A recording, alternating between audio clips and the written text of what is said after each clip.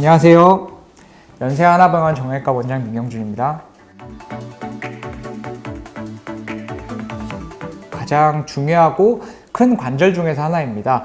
고관절과 더불어 가장 우리 몸에서 관절면이 가장 큰 관절이고 또한 지탱하는 힘도 가장 많은 관절 중에서 하나입니다. 우리 무릎을 구부리는 것도 역할을 하고 피는 거에도 역할을 하고 또한 보행을 하는 데도 역할을 하지만 무릎의 다리의 회전을 잡아주는 역할도 하게 됩니다.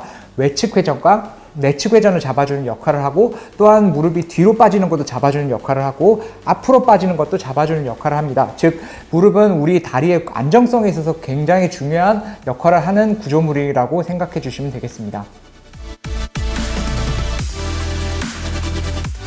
무릎을 진단하는 가장 기본적인 방법 몇 가지를 알려드리겠습니다.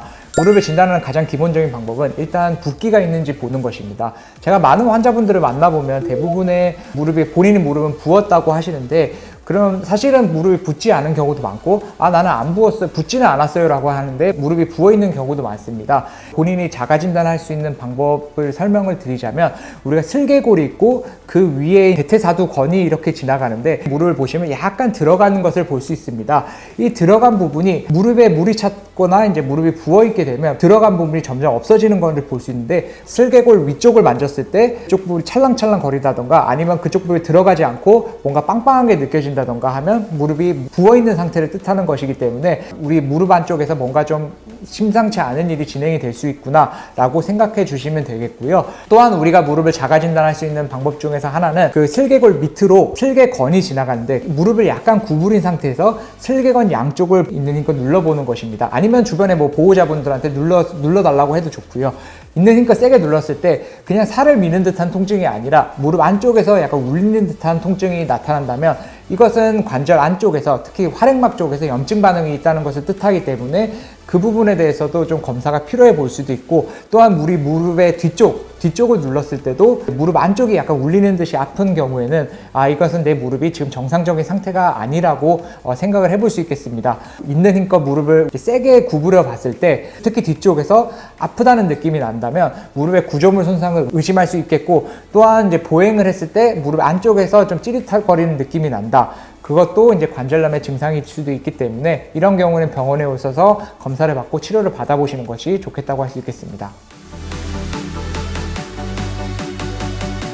무릎의 질환 중에서 가장 대표적으로 있는 질환은 대부분 알다시피 관절염입니다. 나이가 일단 50세가 넘으면 25% 정도가 관절염이 있다고 보통 생각이 되기 때문에 관절염을 가장 먼저 의심을 해봐야 되는 것이고요. 또한 관절염만큼 많이 알려져 있지는 않지만 우리가 곰탕을 먹을 때 보는 이제 도가니 같은 존재가 있습니다. 우리가 반월상 연골이라고 하는 것이 있는데 내측에도 하나 있고 외측에도 하나 있습니다.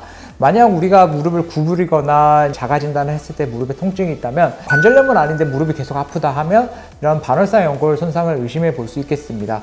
또한 나이가 젊다고 해서 관절염이 안 오는 것은 아니지만 부분적으로 연골 손상이 올 수도 있습니다. 우리가 예전에 삐끗했다던가 아니면 심하게 다쳤는데 그때 특별히 검사를 안 받았는데 무릎이 지속적으로 아프다. 그랬을 경우에는 무릎 안쪽의 연골이 부분적으로 떨어져 나가는 경우도 있으니까 그런 경우도 생각하면서 검사를 받아보시는 것이 좋겠습니다. 또한 젊으신 분들 중에 특별히 자기는 무릎의 관절 쪽 질환은 아닌 것 같은데 무릎에서 계속적인 통증이 오는 경우가 있습니다. 가장 먼저 의심을 해야 될 게 힘줄염을 의심을 해봐야 됩니다. 우리 몸에는 이제 큰 힘줄로는 슬개골 위아래로 있는 대퇴슬개건, 이 부위가 슬개골에 붙을 때 그 부착부 부위에서 염증이 발생하는 경우가 많습니다. 의학적인 용어로는 점퍼스니라고도 하는데 부착부 인대염이라고도 이해하시면 되겠습니다.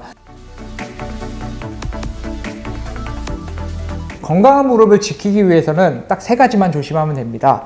첫 번째는 체중 감량입니다. 체중 조절이라고 볼 수 있겠죠. 체중을 자기 정상 표준 체중으로 유지하는 것이 매우 중요하다고 할 수 있겠는데요. 여러 가지 논문에 따르면 자기 몸무게에서 5kg 정도 뺐을 때 무릎의 관절염의 빈도 50%까지 줄어들었다고 하는 논문도 있고 7%를 뺐을 때도 관절염의 위험이 50%에서 60%까지 줄어들었다고 하는 논문도 굉장히 요즘 많이 나오고 있는 만큼 본인의 정상 체중을 유지하는 것이 굉장히 중요하다고 할 수 있겠습니다. 두 번째로 하지 말아야 될 것이라고 볼 수 있겠는데, 쪼그려 앉는 것이 굉장히 안 좋은 습관입니다. 어르신들 이제 앉아있는 모습을 보면 바닥에 이제 쪼그리고 앉아서 있는 모습을 볼 수 있는데, 사실 무릎에는 굉장히 안 좋은 것입니다.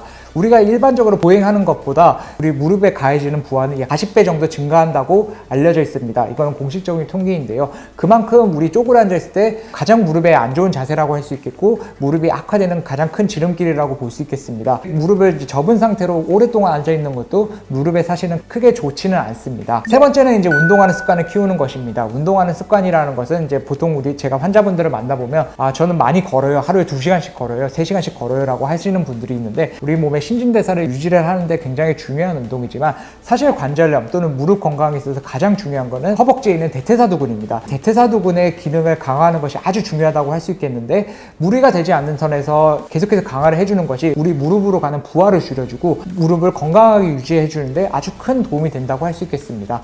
가장 대표적인 운동으로는 스쿼트라던가 런지를 해주는 것이 좋겠고, 좀 나이가 있으신 분들 중에서 스쿼트나 본인은 런지가 좀 부담스럽다 하시는 분들 중에는 실내 자전거 타기나 수영같이 좀 무릎의 부담을 좀 덜어주면서 대퇴사두근 운동을 해주는 것이 무릎 건강을 지키는 데는 아주 중요하다고 할 수 있겠습니다. 감사합니다.